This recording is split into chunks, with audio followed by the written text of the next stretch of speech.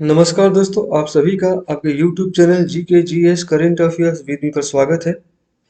आज हम इस वीडियो में भारत के राष्ट्रपति यानी प्रेसिडेंट ऑफ इंडिया टॉपिक से बहुत ही महत्वपूर्ण प्रश्नों को कवर करने जा रहे हैं, जो एग्जाम के पॉइंट ऑफ व्यू से बहुत ही महत्वपूर्ण है। और आज इस वीडियो में मैंने जो भी परीक्षा जो भी प्रश्न लिए हैं वो एग्जाम ओरिएंटेड प्रश्न हैं। सभी प्रश्न किसी न किसी कॉम्पिटिटिव एग्जाम में पूछे जा चुके हैं और आगे भी पूछे जाएंगे।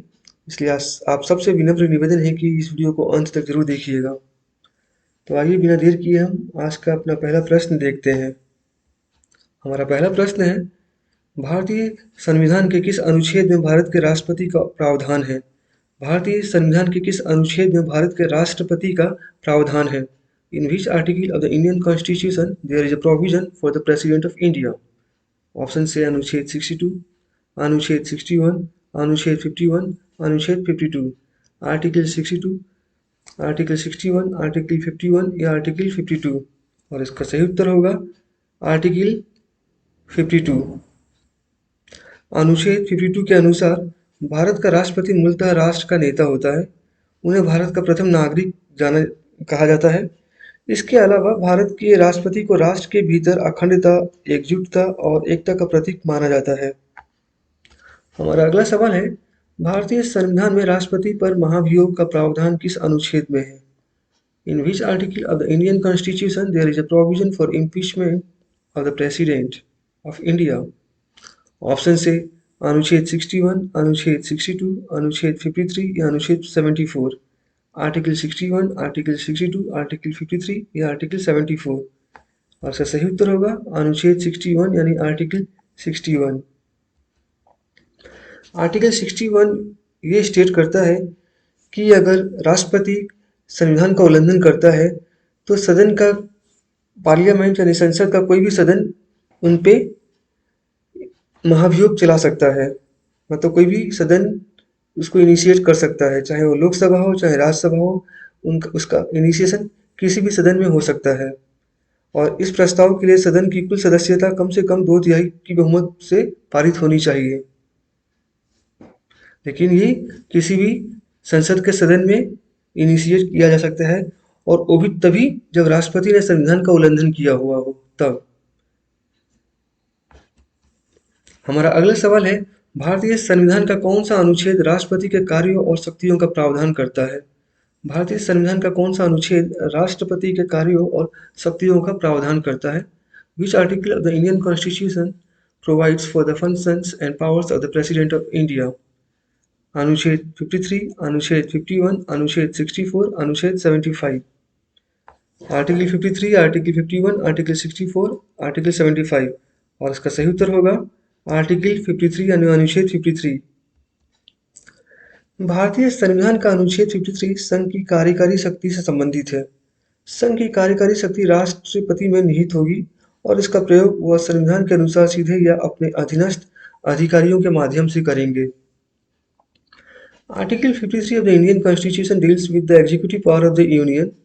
The executive power of the Union shall be vested in the President and shall be exercised by him either directly or through officers subordinate to him in accordance with the Constitution.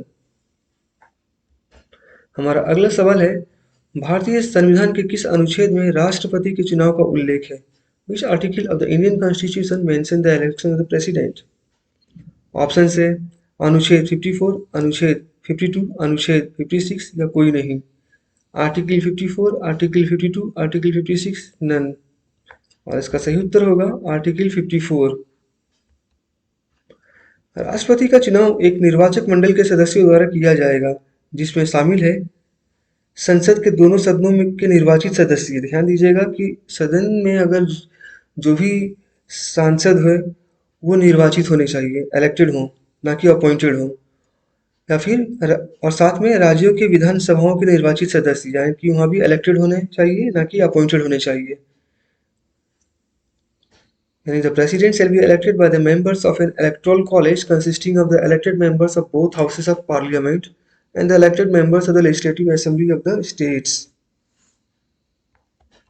हमारा अगला सवाल है, भारत के निम्नलिखित मुख्य न्यायाधीशों में से एक कौन थे जिन्होंने भारत के कार्यवाहक राष्ट्रपति के रूप में कार्य किया? भारत के निम्नलिखित मुख्य न्यायाधीशों में से एक कौन थे जिन्होंने भारत के कार्यवाहक राष्ट्रपति के रूप में कार्य किया? Who was one of the following Chief Justice of India served as the acting President of India? Option से कमल नारायण सिंह, एस जे कानिया, मोहम्मद हिदायतुल्लाह या उपयुक्त में से कोई नहीं।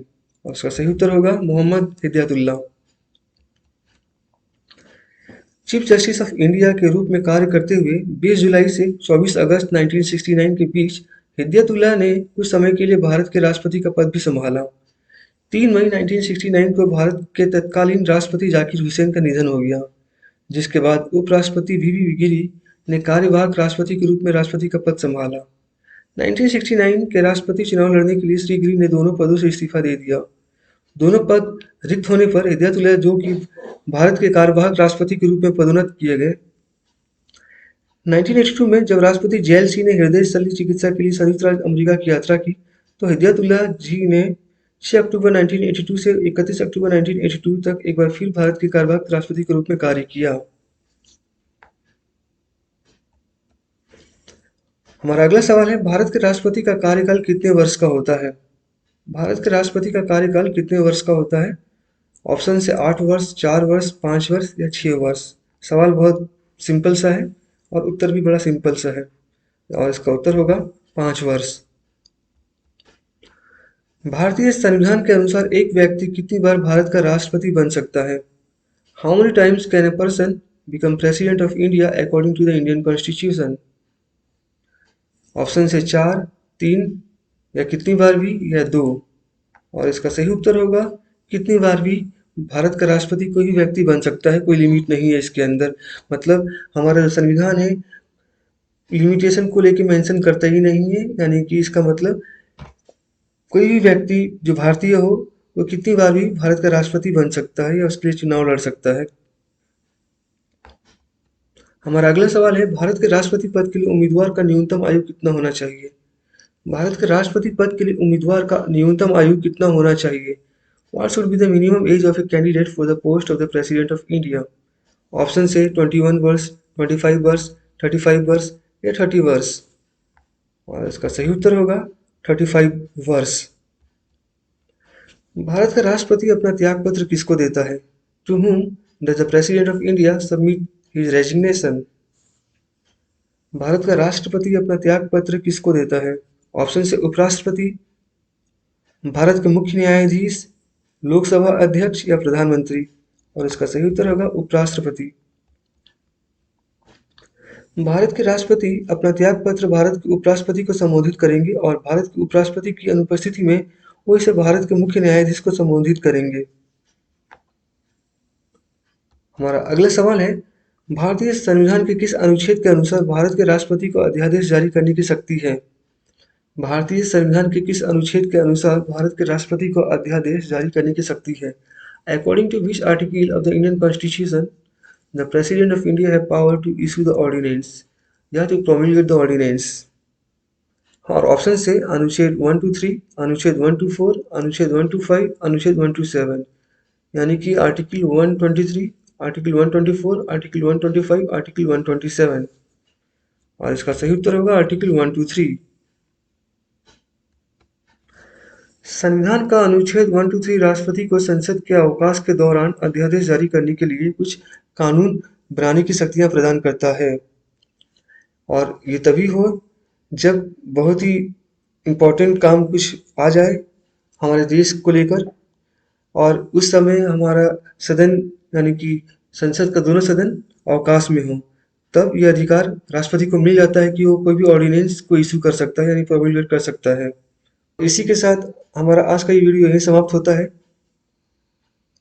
और अगली वीडियो में हम एक नए टॉपिक और कुछ नए प्रश्नों के साथ, जो एग्जाम ओरिएंटेड प्रश्न होंगे, मिलेंगे उसी के साथ।